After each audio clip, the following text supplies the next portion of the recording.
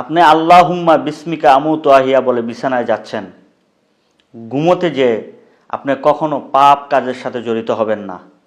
শুয়ে পড়ছেন, এমতো অবস্থায় আপনি পাপের সাথে লিপ্ত হবেন না।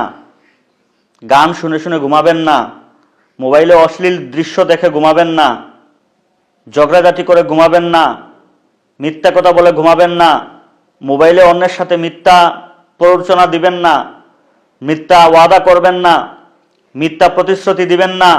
এগুলি করে আপনি ঘুমোতে যাবেন না, কারণ আপনি কিন্তু ঘুমোতে যাচ্ছেন না, আপনি মৃত্যুবরণ করছেন। আল্লাহুম্মা বিসমিকা আমুতু আহিয়া, আপনি মৃত্যুবরণ করছেন।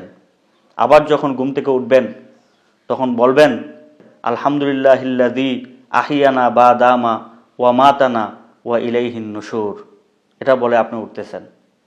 আপনি মৃত্যু থেকে জীবিত হচ্ছেন। ঘুমোতে যখন যাচ্ছেন তখন আপনি মৃত্যুবরণ করতেছেন।